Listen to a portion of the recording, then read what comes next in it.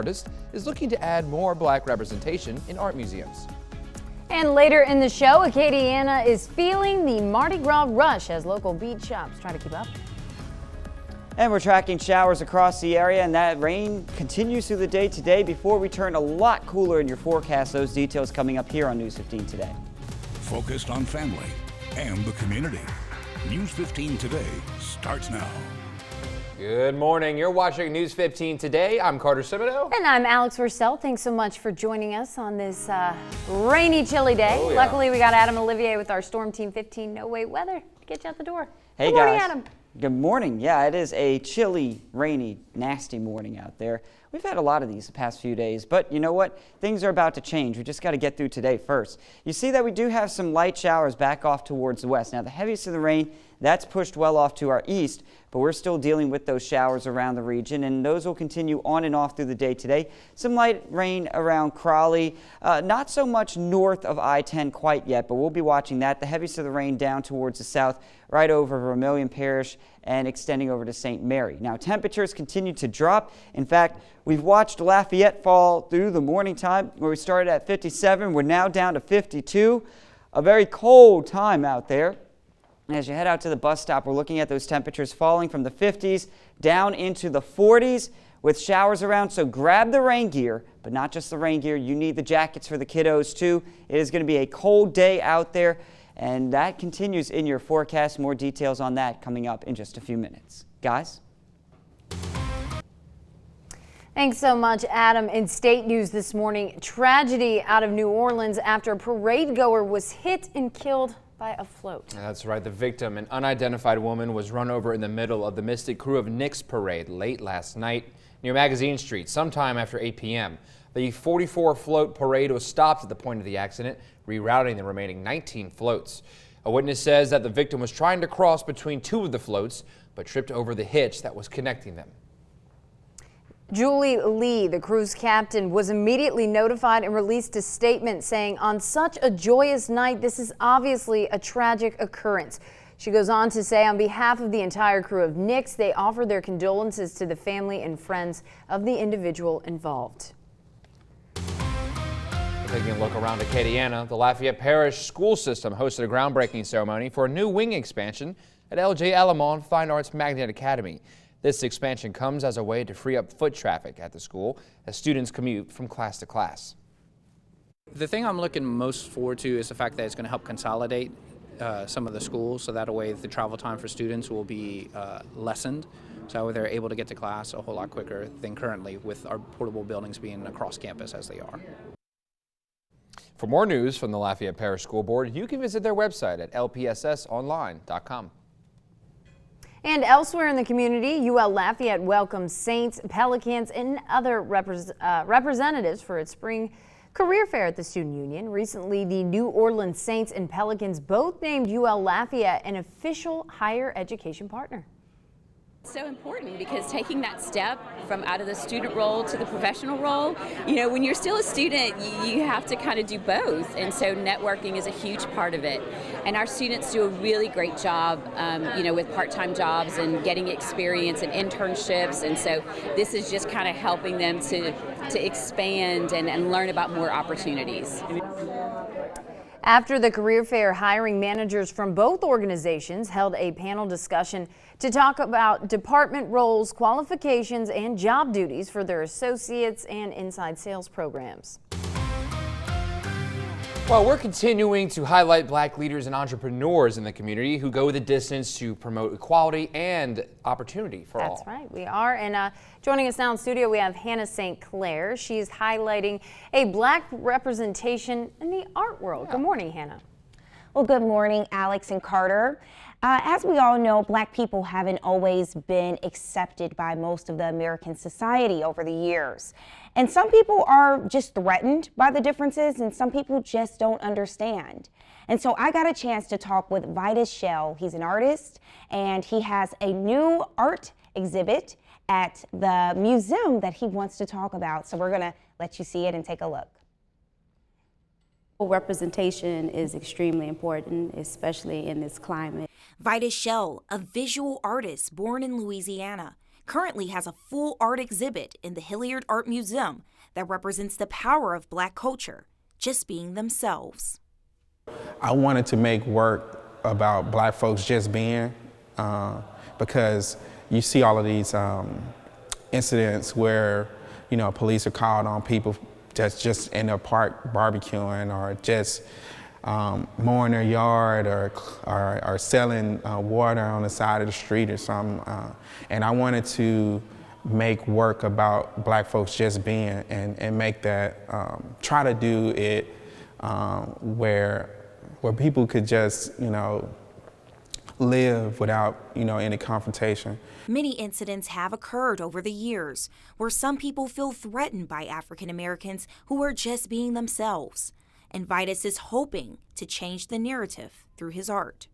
I think my work is definitely hip-hop. It's not your typical, you know, people that you normally see in white spaces, these white wall spaces. People actually recognizing my face or recognizing me from the portrait, it's a little overwhelming, but it's very surreal. I'm definitely grateful for this opportunity.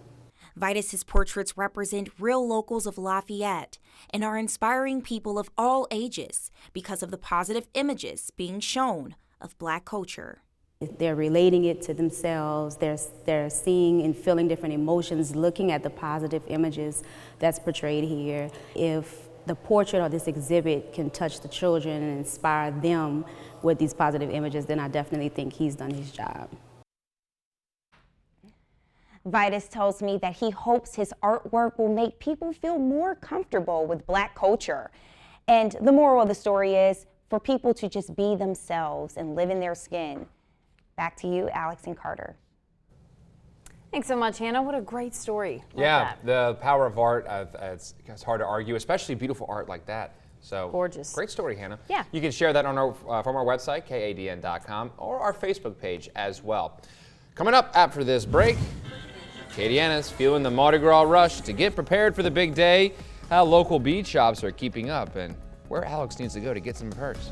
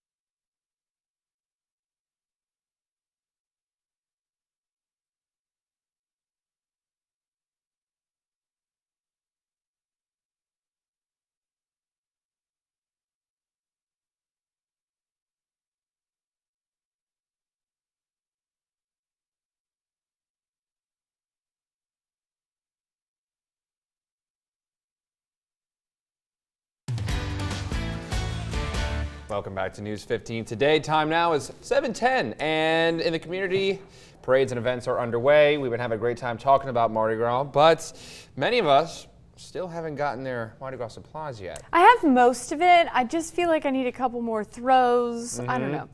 Never want to run out on the float. No, and I get a little throw happy, if you know what I'm saying. If you look at me, I throw it to you. I don't know. I'm still not at that point. But News 15's Tiffany Maddox, she stopped by one of the largest Mardi Gras stores on this side of the region to see just how business is doing as Mardi Gras approaches. It's Mardi Gras season and lots of stores around town are really busy, including places like Beads Galore. The rush is on. It's all year long preparing for it, making sure everything's where it needs to be, and when you get those big rushes coming in. But we've been doing this for 20 years, so we kind of have it figured out. From beads to throws, Beads Galore owner Joey Domingue is always excited to see the rush from the season. He says many things have changed from 20 years ago when he first opened. Because we've seen Mardi Gras grow in the years past, and every year it just evolved and got better and better. Now for 2020, many last-minute Mardi Gras goers are out trying to find the latest trends to stand out. Me and my friends came over here to get some beads for the Church Point Parade this weekend. We plan on going, have a good time. We go for like goofy and like funny and like something that catches the people's eyes. Same, they're more into light-up items and more toys. People are trending away from beads, you know, so to speak, and wanting more stuffed animals, toys. Domingue says while trends are changing, many crews still spend a hefty penny on crew budgets. About 200,000. Yeah, it's a very big business. It's over 1 million pounds of beads that are probably sold in the Lafayette area. Beads Galore, as well as other shops in the area, even have special hours during Mardi Gras, so even at the last minute, you can still be decked out and ready to enjoy. In Scott, Tiffany Maddox, News 15. Alrighty. Beads galore for sure. Beads galore for sure. You need to get over there. Right over on Cameron Street, right? Maybe I will get my Panera coffee and then just kind of make my way. Wow, just a full circle. Full circle. Busy morning for you, Alex. That always is, isn't it? Should we talk about national news? Yeah. Sad national news, we should say. Yes, that is true. Hundreds are without power in Mississippi in the wake of flooding that has crippled the region this week. Homes and businesses in Jackson are in the dark. This as floodwaters recede around the state's capital. Many residents are returning to their homes to find damage, and some, like Chris Sharp, are just thankful the water didn't get higher than the baseboards of his home. Well, the most pressing thing now is get it out and get it dry, and that way you can assess the mildew and mold damage or anything like that. You know, the best I can tell, it didn't get up above the baseboard, so I probably won't have to tear sheetrock out and that kind of thing. As long as I can get it down to the concrete now and start drying it out, I should be all right. It didn't get up above the electrical boxes or anything, so you don't have to worry about electrical problems. Well, flood warnings are in place for much of the South, with some school systems in East Alabama delaying opening Wednesday due to the rains. Rain is still being reported across a wide area from eastern Texas to South Carolina, and I know a lot of us are familiar with flooding here in Acadiana, especially after 2016, so our hearts go out to them. And I know the Hotel Kadn in Mamou have opened their doors and offered shelter in case anybody who happens to be having to relocate. Right. That's wonderful. Yeah. Love that. Also love Adam's weather forecast, which we're going to get a little bit of. Yeah, you know, it'll be a nice forecast once we get through the next 24 hours. Well, it'll still be cold out there. We see a lot of raindrops on our camera right now, I-10 at Ambassador, tracking those showers rolling on through, and those showers continue to build up back to the west. Those will be spreading on in later on today with most of the rain down around the coast. A few light showers into Lafayette right now, but the heaviest of the stuff down into Vermilion Bay and West Coast Blanche Bay, where we're tracking those showers. Continuing to move onshore, we'll be following that as well as some chilly temperatures. Look at this, continuing to drop with the temperatures in Lafayette right now at 52 degrees. The rest of us in the 40s or the upper 50s, just depending on where you are. The rain ends, but we turn cold and windy. We will be drying out for a time, but the rain chances do return. And we got to talk about some really chilly air in your forecast. Those details coming up after the break.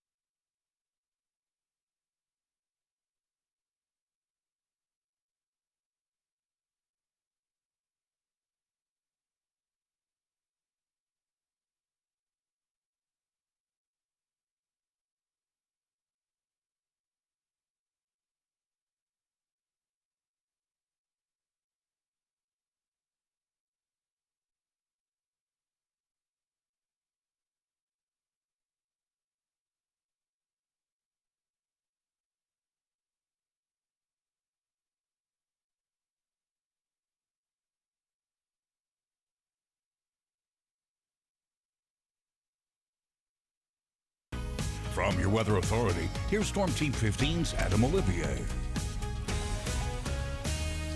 Welcome back to News 15 today. We're starting off with a lot of rain around the area. The good news is we're in a little bit of a break at the current time, but there's more to come back off to our west.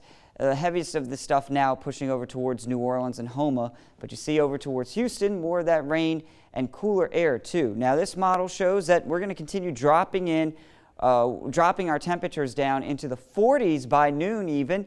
Light showers remain, and then through the afternoon, overall it should be a drier time than this morning, but another band of rain sets up as our next push of colder air arrives, and that is going to chill us out tonight. Now, most of the rain ends later on in the evening hours, and by 10 o'clock, we're dry, turning much cooler. And we're talking a big chill in your forecast. 49 degrees as we go to the afternoon hours, and those temperatures will continue to fall through the day. Northeasterly wind at 10 to 20 miles per hour, and that's important because you couple that wind with these temperatures, lower 30s north of I-10, mid to upper 30s south of the interstate, and winds 20 miles per hour.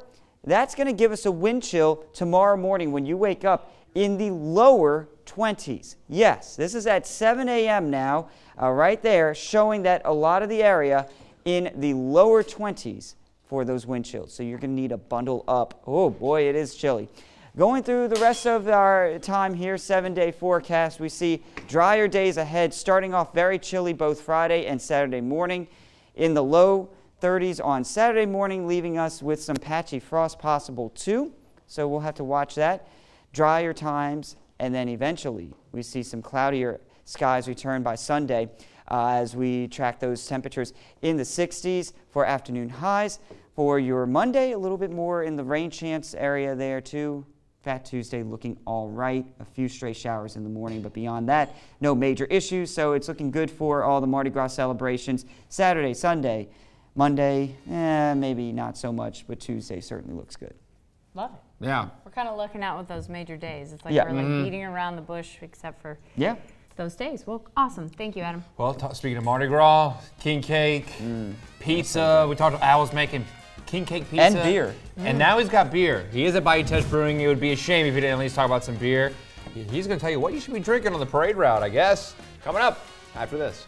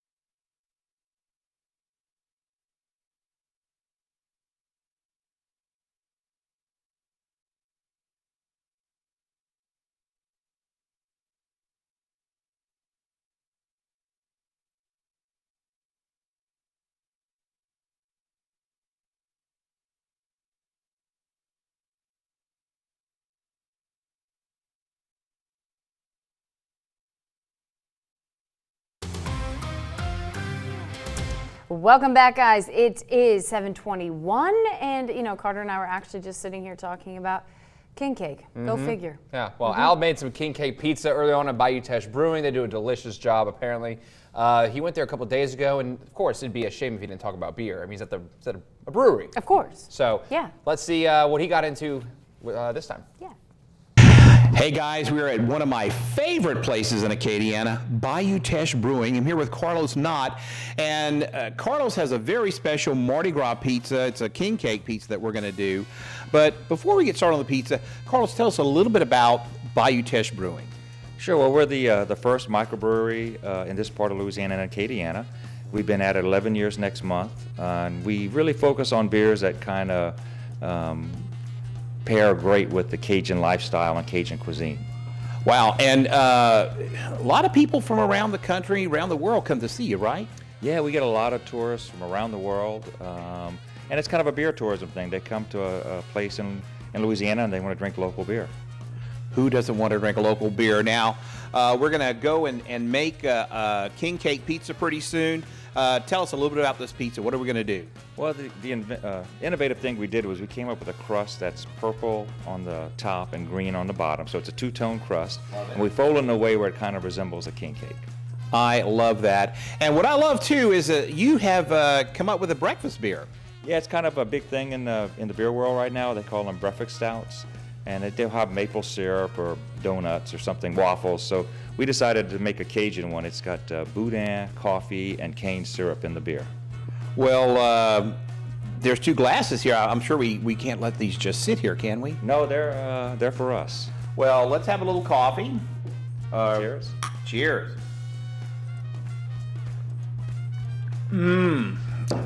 I like that. Tell me what's in here again. So it's with coffee. It's Art's Coffee, a local coffee from Orneville. And then it has boudin, and you can kind of taste the spice, the red pepper and the black pepper and the sage. And then there's a steamed syrup, cane syrup in there as well. Man, steamed syrup, we had them on the show not long ago. I mean, you can do anything with steamed syrup. Well, we are going to come back in a little bit, and we're going to start making our king cake pizza. But first, I'm going to finish my breakfast brew. Breakfast brew. You wouldn't try it?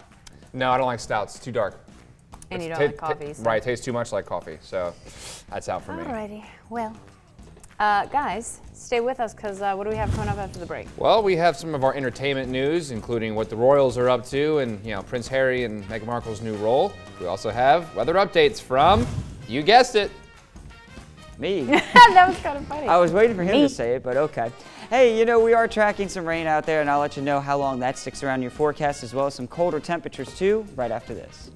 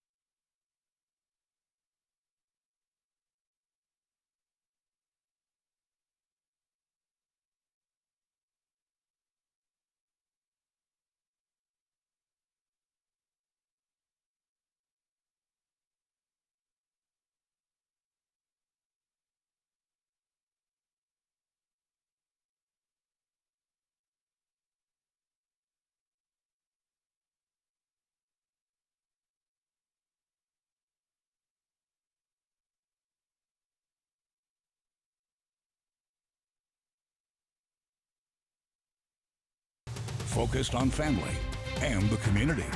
News 15 Today starts now.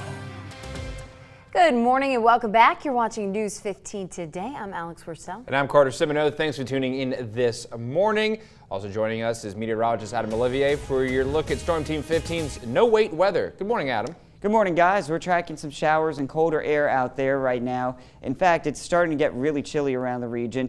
The showers, they continue to form up with the heaviest rain now off to our east, but you see back building to Lake Charles, a few more of those pockets of heavier rain.